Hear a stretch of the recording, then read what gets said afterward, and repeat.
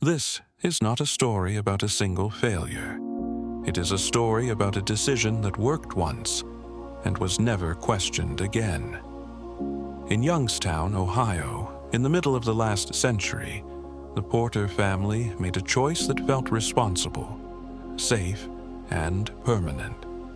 It delivered stability, it delivered identity, it delivered proof that life could be predictable. So the choice was repeated, passed down quietly, accepted without debate, inherited like common sense.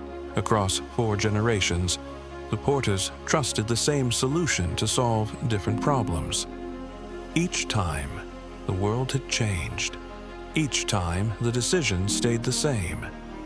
This is not a story of villains or dramatic mistakes. No one here intended harm. No one believed they were doing the wrong thing. What you are about to hear is the slow formation of a pattern, one that becomes invisible to the people living inside it. A pattern reinforced by memory, loyalty, and fear of abandoning what once worked. Because the most dangerous mistakes are not reckless, they are familiar. And once a family stops questioning them, history does not repeat itself loudly. It repeats itself quietly. Youngstown, Ohio, did not feel temporary in 1951. It felt finished, settled, complete. Steel mills burned day and night, not as symbols of industry, but as promises. The air carried soot and heat, and people accepted both as proof that the city was alive. Men walked to work knowing exactly where they would be 20 years later. Wages were predictable.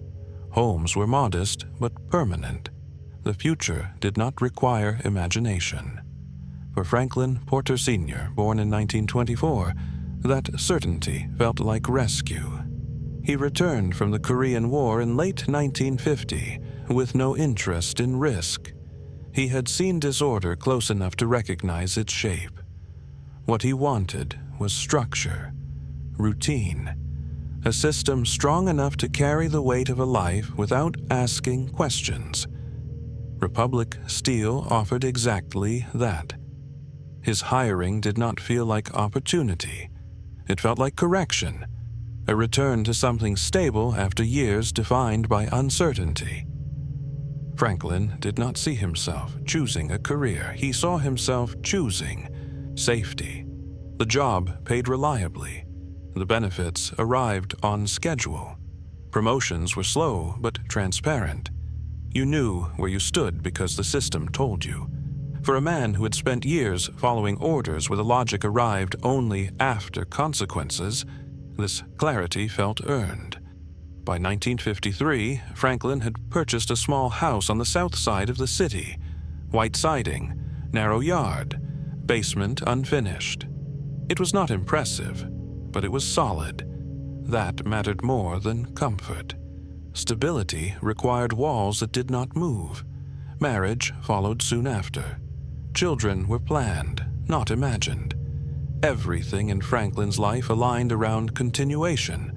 Wake, work, return, repeat.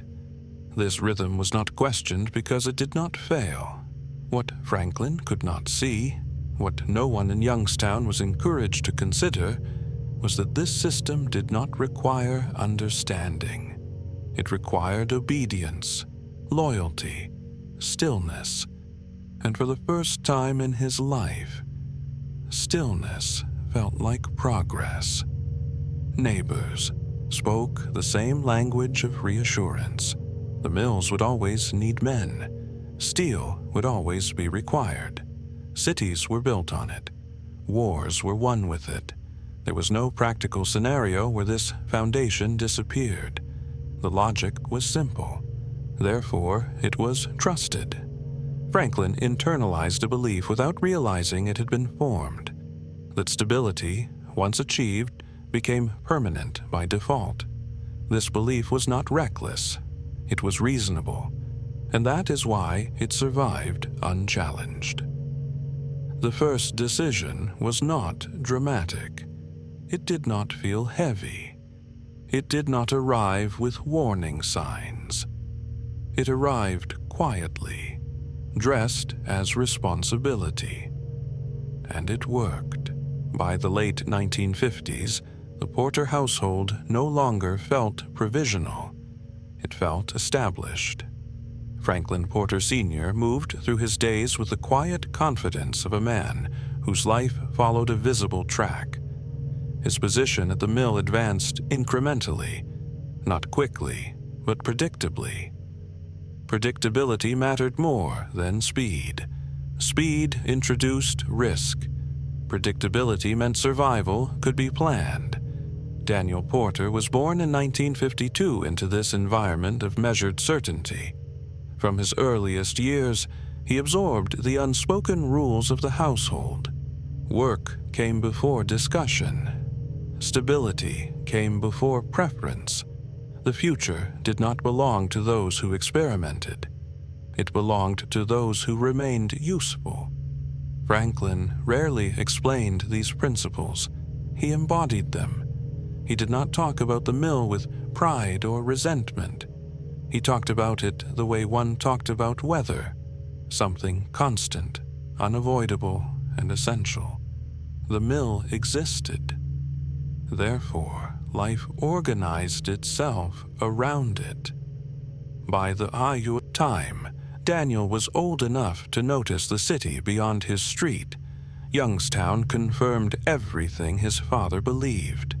New homes were built, schools expanded, shops opened near shift changes. Entire schedules were designed around the rhythm of factory whistles. If there was a future beyond steel, it was not obvious. And if it was not obvious, it was not necessary. Franklin assumed permanence, because permanence was rewarded. Each year of loyalty reinforced his standing. Mortgages were approved, credit extended. His name carried modest weight in modest places. Nothing extravagant, nothing fragile. What he did not recognize was how thoroughly his identity had merged with the system that supported him. The mill was no longer employment. It was justification. It explained every choice made since the war. It validated sacrifices. It transformed endurance into virtue. When rumors surfaced in the early 1960s, automation, overseas competition, shifting demand, Franklin dismissed them instinctively. Systems that rewarded loyalty did not collapse without warning. That was his assumption. He had lived inside the structure long enough to believe it was mutual. Neighbors shared this faith. Conversations about change were brief and theoretical. They ended the same way they began, with reassurance. They need us. It's temporary. We've been through worse. The logic remained intact because it had always worked. Daniel watched his father carry certainty like armor. He learned that doubt was unnecessary when routine held. Questions were tools for unstable people. Answers were earned through consistency. By 1964, Franklin Porter Sr. had done everything he set out to do. He had built security where none existed before. He had avoided catastrophe by selecting a system that promised to avoid it. The first decision had succeeded completely, and because it succeeded, it was never examined. Franklin did not understand that success can be more dangerous than failure. Failure forces analysis. Success invites repetition. Without realizing it, Franklin passed more than resources to his son. He passed a method, a conviction, the belief that the safest choice was the one already proven. It would take decades for that belief to reveal its cost. Daniel Porter reached adolescence at a moment when continuity still appeared unbroken. In school, counselors spoke about opportunity, but rarely about alternatives. The expectation was not aspiration, it was placement. Youngstown did not ask its children what they wanted to become. It prepared them for where they would go. Franklin encouraged this without instruction. Daniel understood that approval followed alignment. Curiosity was tolerated only if it did not threaten direction. The mill was not discussed as a destination. It was treated as gravity. By the time Daniel entered high school, summer work programs placed him close to the orbit of the factories. He carried tools, cleaned floors, observed men who looked like his future. No one framed this as limitation. It was experience. It was proximity to security. Franklin watched from a distance. He did not push. Pushing implied uncertainty. Instead, he waited for inevitability to take shape. And it did. At home, decisions were practical. Money was allocated carefully. Large purchases were justified only if they extended permanence. A car chosen for reliability rather than pleasure. Repairs prioritized over upgrades. Everything functioned. The city reinforced these values relentlessly. Newspapers emphasized output. Local leaders spoke of stability as identity. Steel was not simply industry. It was proof of relevance. To question it felt almost disloyal. When Daniel graduated in 1970, the path was already visible. His father did not suggest it. The suggestion would have been redundant. Daniel knew where he belonged long before the decision arrived. The application was completed without ceremony. The interview was brief. The job offer felt ceremonial, like a rite rather than a negotiation. Franklin accompanied his son on the first morning, not as supervision, but as confirmation. The handoff was subtle, no speech, no warning, just presence. What neither of them acknowledged, what the environment did not encourage them to notice, was that the system Daniel entered was no longer the system Franklin had built his life around. Production pressures had shifted. Management language had changed. Margins were discussed more often than loyalty, but familiarity disguised difference. Daniel interpreted changes as temporary refinements. Franklin interpreted them as noise. The shared belief remained untouched. This was still the safest place to stand. The first decision had now become inheritance, and inheritance, once normalized, resists inspection. Daniel Porter entered Republic Steel in 1972, believing he was stepping into continuity.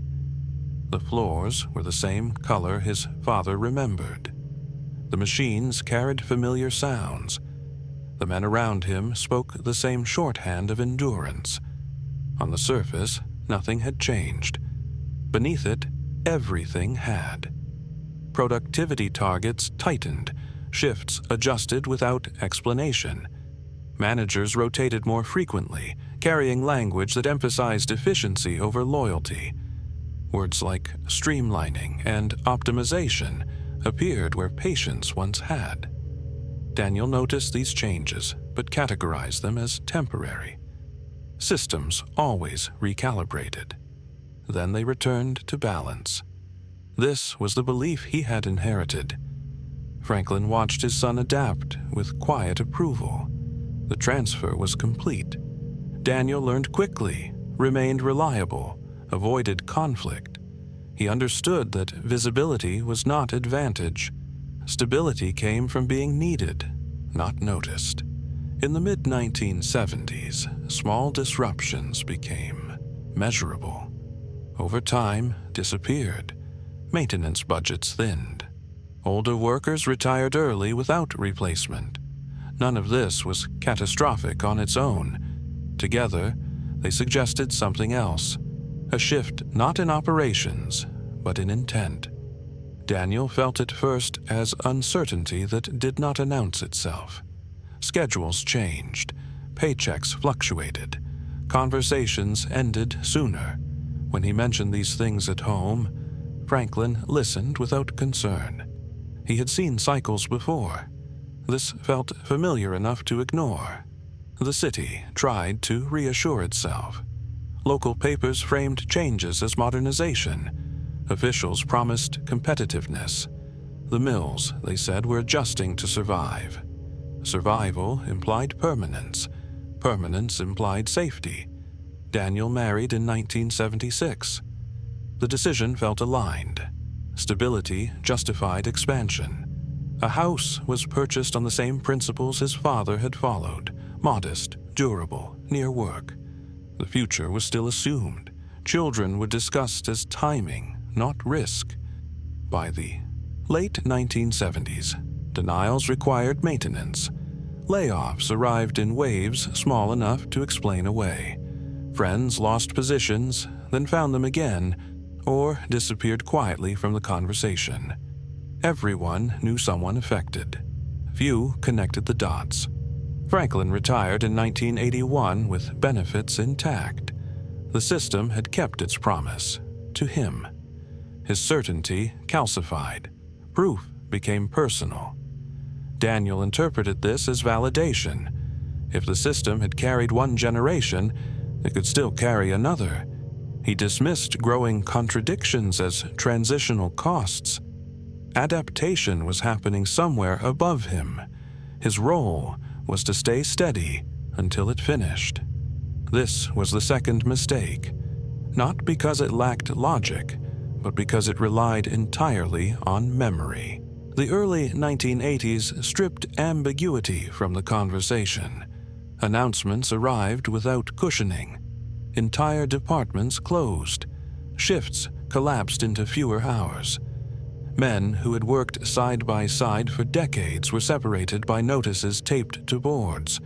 Daniel saw faces he recognized empty their lockers quietly, the ritual performed without protest, as if protest would only confirm something already decided. At home, reassurance hardened into routine. Bills were paid, repairs delayed, savings touched but not discussed. Daniel learned a new skill without naming it. Waiting. Waiting for recall. Waiting for adjustment. Waiting for the system to finish correcting itself. Waiting felt responsible. Panic did not. In 1983, Michael Porter was born into a household that still described itself as stable, even as the definition narrowed. Stability no longer meant growth. It meant survival without visible collapse. The language changed subtly.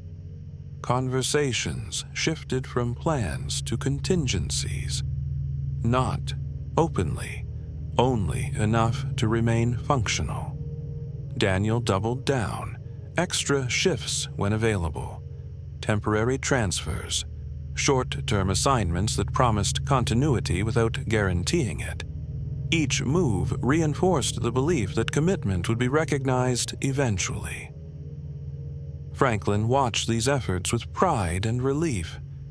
His son was doing exactly what he had taught him: remain aligned, trust the structure, endure. What none of them acknowledged was that endurance only worked when the system rewarded it. The older agreement, loyalty exchanged for permanence, had quietly expired. A new logic governed decisions now, one that valued efficiency over history. Familiarity did not carry weight. Michael grew up absorbing tension without context. He learned silence early. Adults spoke around him, not to him. Worry appeared as restraint rather than explanation. He did not witness stability. He inherited its performance. By the mid-1980s, waiting had become habitual. Daniel treated each setback as temporary distortion. The alternative, redefining his identity outside the mill, felt like erasure.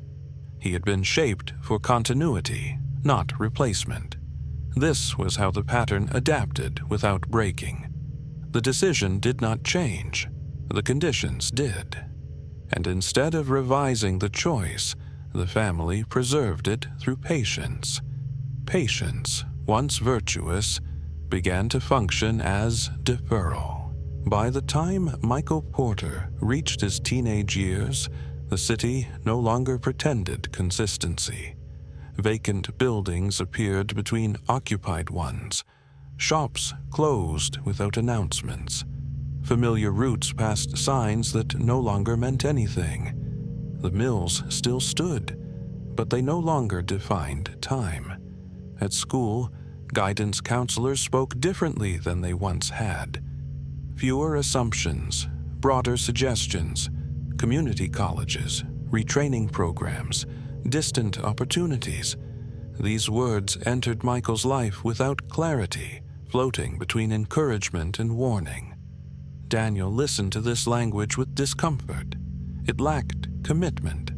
It required imagination. Imagination introduced uncertainty, and uncertainty threatened cohesion.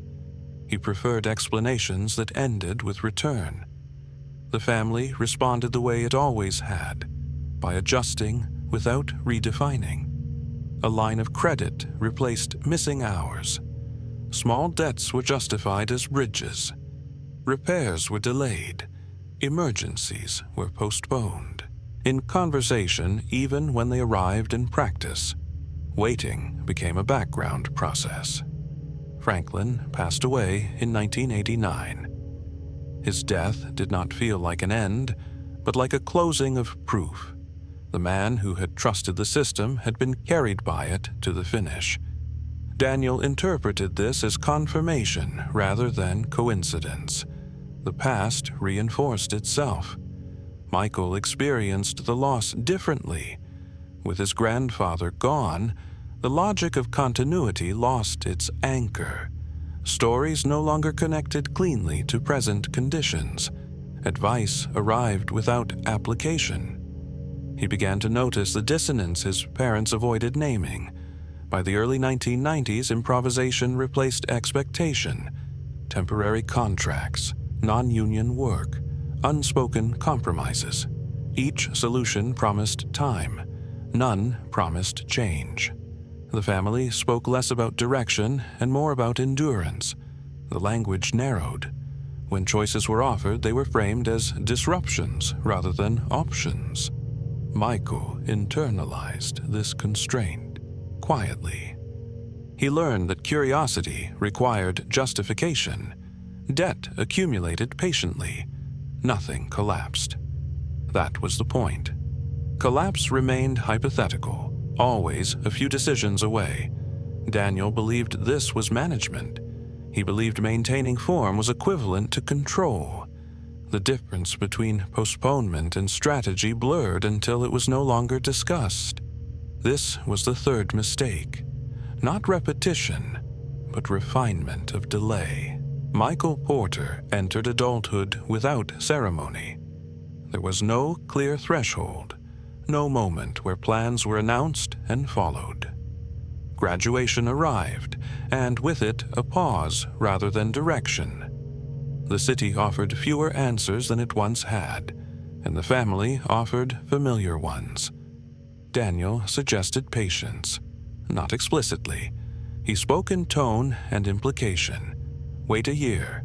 Take what's available. Stay close. Things turn around. They always do. Michael tried to comply. He took temporary work where he could find it. Warehouses, maintenance crews, short contracts that promised experience without trajectory. Each job extended the belief that alignment would eventually be rewarded. Each ended quietly. None produced leverage. The gap between effort and outcome widened. Michael felt it as confusion rather than anger. He did not question his willingness to work. He questioned timing.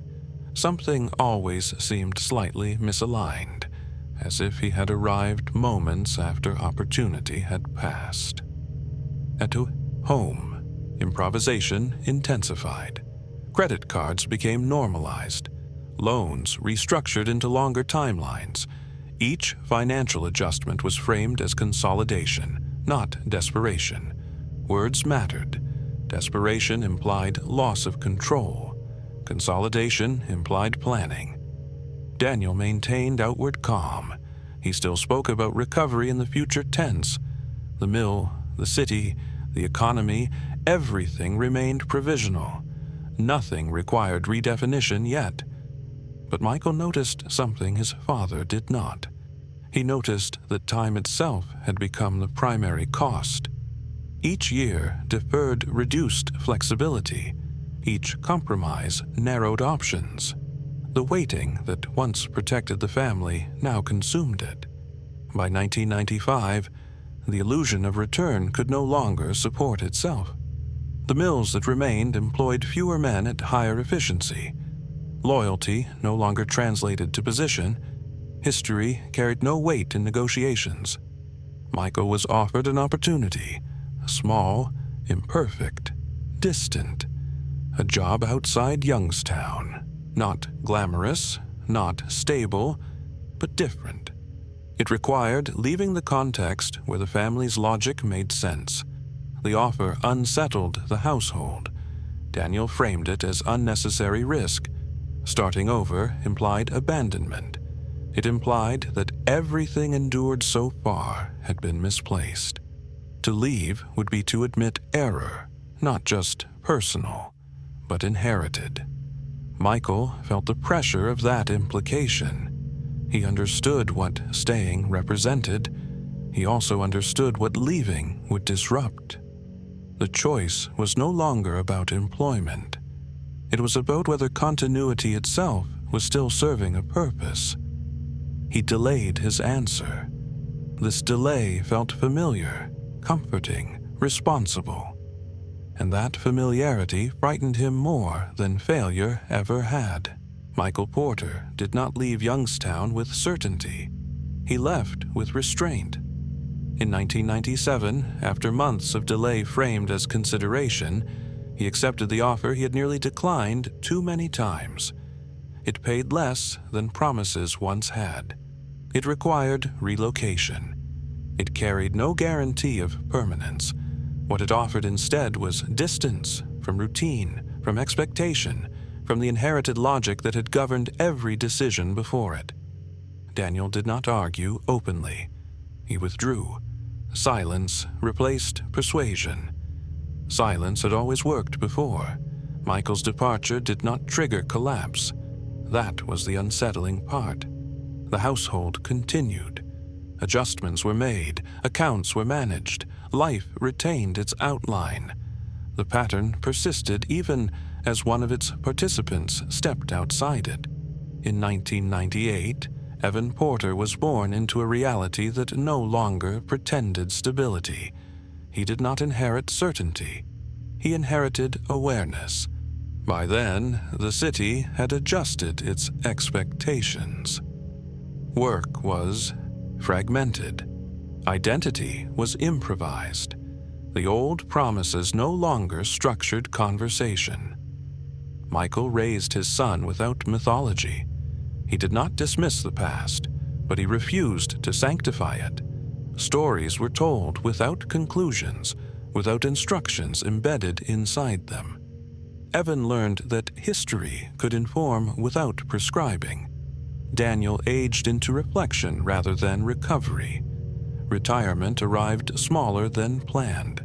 Pride remained, but it no longer guided decisions. He watched his grandson grow in a world that did not demand allegiance to a single solution. This unsettled him, but it also relieved him. Responsibility loosened when certainty disappeared. Youngstown continued changing, indifferent to lineage. New systems replaced old ones. Some failed faster. Others endured briefly. Nothing resembled permanence long enough to be mistaken for it. Evan grew up understanding flexibility as survival. Education was preparation rather than alignment. Location was temporary. Identity, negotiable. He did not reject the past. He simply did not rely on it. When Evan left the region in 2018, it did not feel like departure. It felt like continuation on different terms. The family did not lose everything at once. they shed weight gradually, assets, expectations, narratives, until what remained was portable. This was not victory, as Franklin had defined it. There was no accumulation to point to, no system mastered. But there was no repetition either. The same mistake ended not through correction, but through refusal. Refusal to assume that what once worked would always work again. Refusal to inherit certainty without examination. The Porters did not recover their past. They released it. And in doing so, they discovered a quieter success. One not measured by permanence, but by choice. Years after the last house was sold and the final account closed, the Porter name still appeared in records. Deeds archived, employment histories filed, birth certificates stored without commentary. On paper, nothing dramatic marked the end of the family's rise or the reasons for its quiet decline. That, more than anything, captured the truth of it. There was no single moment where everything failed. No headline, no reckoning. The pattern dissolved the same way it had formed, slowly, reasonably, and without urgency. Each generation had believed it was making the responsible choice with the information available to it. Each believed continuity was safer than revision. Franklin Porter Sr. died, believing the system had kept its promise. Daniel Porter aged into the realization that promises can expire without notice. Michael Porter learned that delay, repeated long enough, becomes decision. And Evan Porter understood that inheritance is not obligation. The city continued without them. Youngstown found new uses for old spaces. Some buildings were repurposed, others removed entirely. Memory adjusted. Familiarity faded. Streets that once defined routine became routes to somewhere else. Nothing about this outcome felt unjust. That was the most unsettling part. The Porters had not been punished. They had simply followed a logic beyond its relevance. What remained was not shame or regret, but clarity. The same mistake was never malicious. It was careful. It was patient. It was reasonable. And that was why it survived as long as it did. Families do not usually collapse because of one wrong choice. They erode through loyalty to choices that no longer fit the world they live in. The danger is not error. It is familiarity mistaken for wisdom. The Porters did not fail because they lacked discipline. They failed because they trusted discipline more than context. In the end, the pattern did not break because someone fixed it. It broke because someone stopped repeating it. That was enough. Time did what it always does. It moved on, and the mistake, finally recognized, was allowed to remain in the past, where it belonged.